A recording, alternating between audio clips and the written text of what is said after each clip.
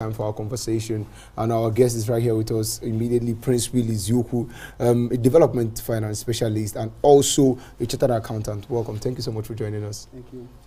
All right, Princewill, we'll be looking at the state of the economy, talking about the recently released Mtef, and 2019 budget. But before we discuss Mtef and the 2019 budgets, give us an assessment of the current budget for 2018. Thank you once again. The 2018 budget, as we all know, was passed very late in the year. Yes. I think, to be precise, on the 28th of June, 2018, which is supposed to be a 2018 budget. Automatically, that means that over 6 months was gone in the budget for the year, though the 2017 budget was also being implemented.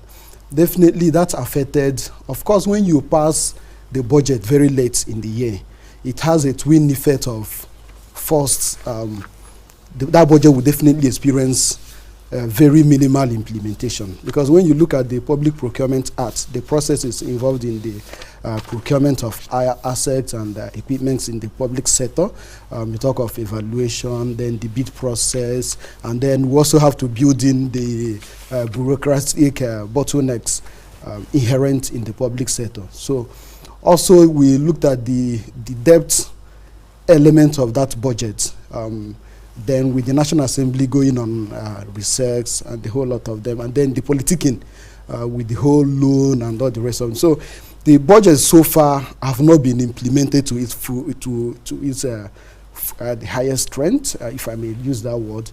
The budget also is experiencing, would I say, a whole lot of changes, but we are lucky that the benchmarks, the baseline upon which the budget was precipitated, are still positive. What do I mean by that? The oil price is still selling above $50 on which the budget was based. Then the production quota, of course, the budget was 2.3 million daily production. Of course, we're still doing around that neighborhood. Of course, again, you look at the stability. So the economic indices have relatively been stable.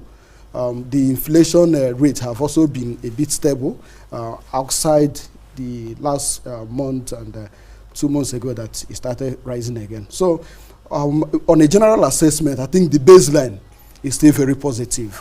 But on the implementation side, we are not really seeing much activity in that regard.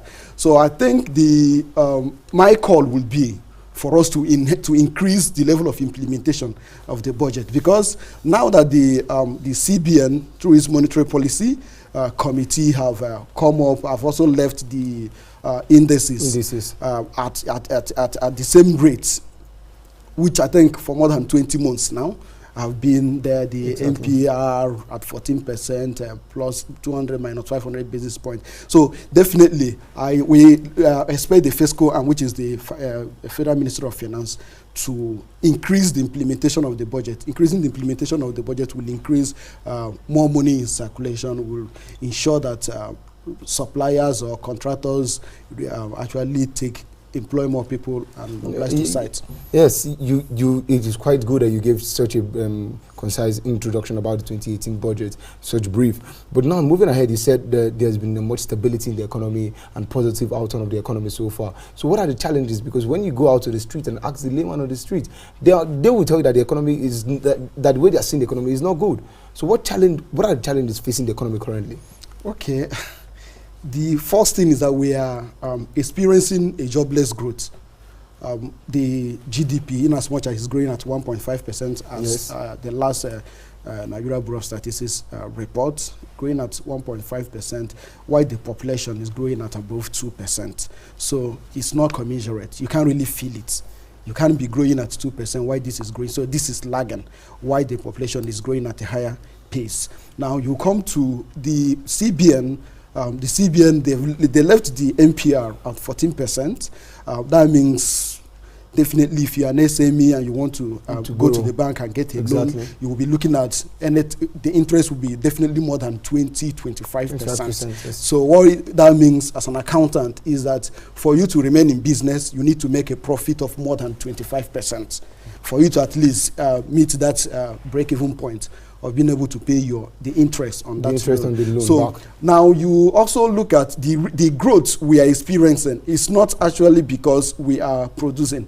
It's not also because we are having relative growth in the economy, simply because the oil price is increasing, or at least have remained more than the budget exactly. benchmark. So that is, so to me, like I said earlier, we are experiencing jobless growth.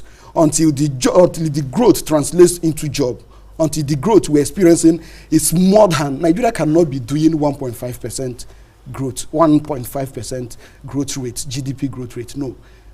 And now when you also interrogate properly that growth, the elements that make up the growth, you see that they are not physical growth.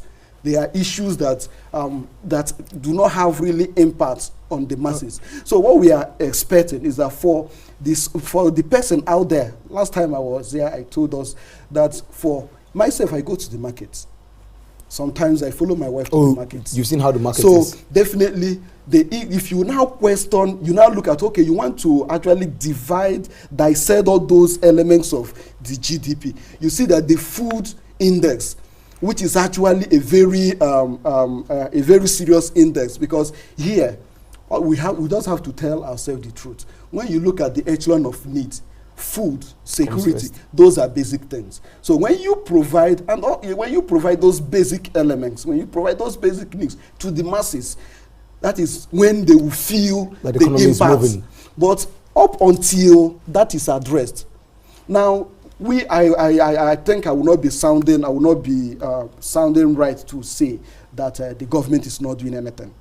You won't be sounding right. I wouldn't sound right. Okay. As in, I think we just still have to. We still have to give sound it to them. Wrong, I think. You wouldn't sound right.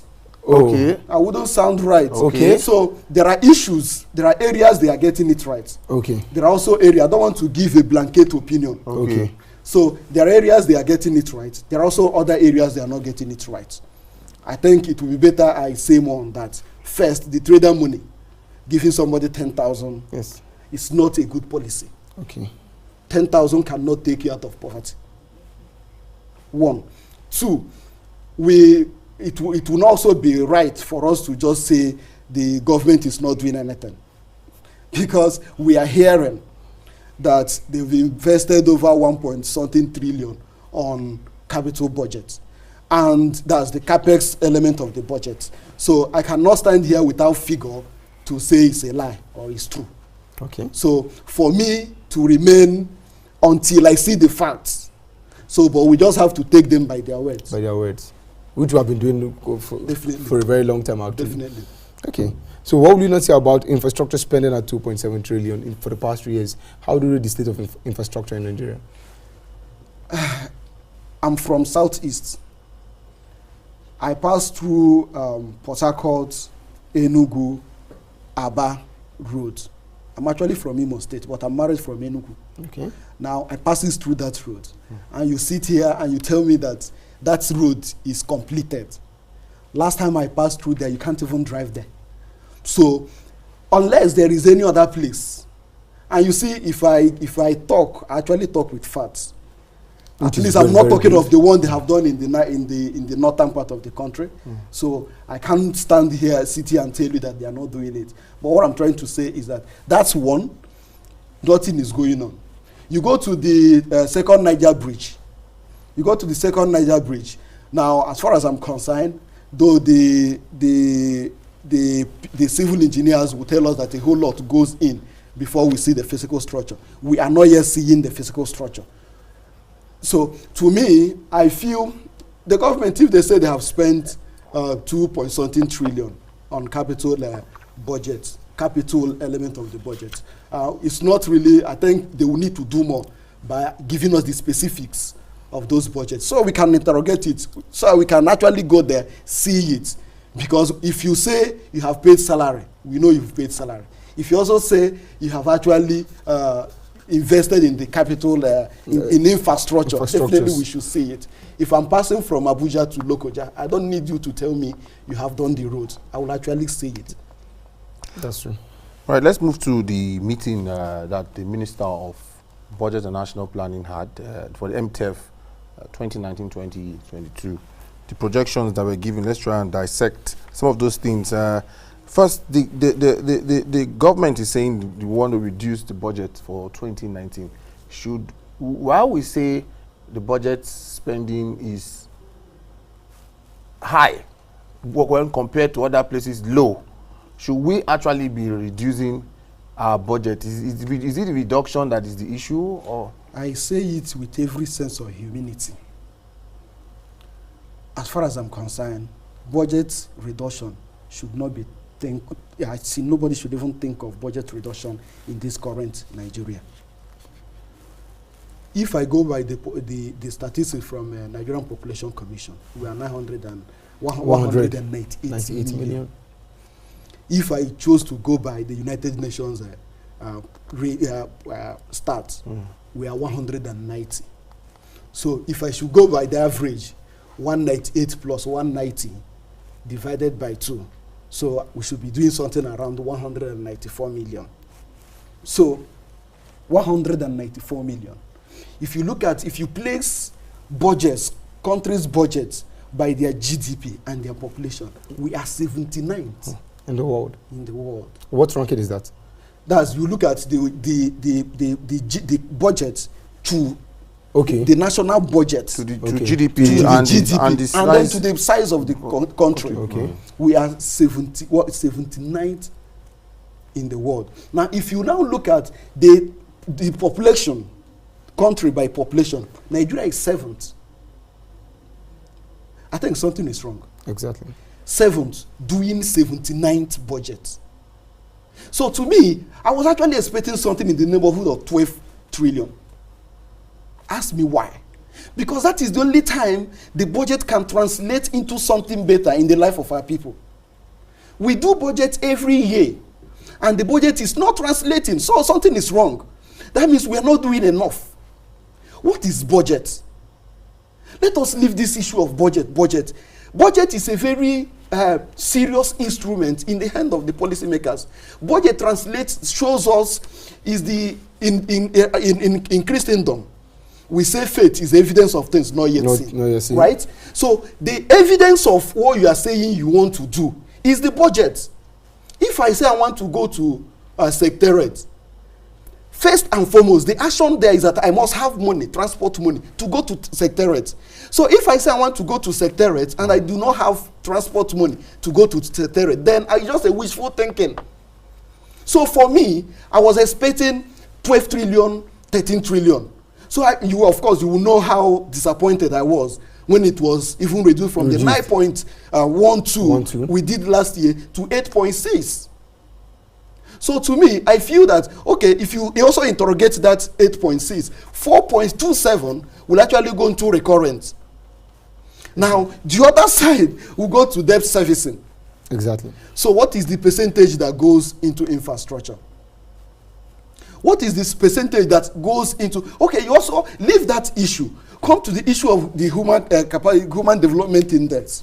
What makes up the Human Development Index? Education. Yes. Now you look at education. Now how much of this 8.6 is actually going into education? Now our population is going... Today, they told us that the out-of-school children is over 13.3 million people. So the budget could have addressed what do we do? How do we invest in our education to make sure that more of our children goes into at least start schooling? So that is where I am not actually happy with the trader money. So that trader money should have been tied to incentive. Send your child to school, get 10,000. So while you are trying to address this, you are at the same time trying to solve that issue of out-of-school children. So to me, the budget size is not good. That means we are not actually thinking big.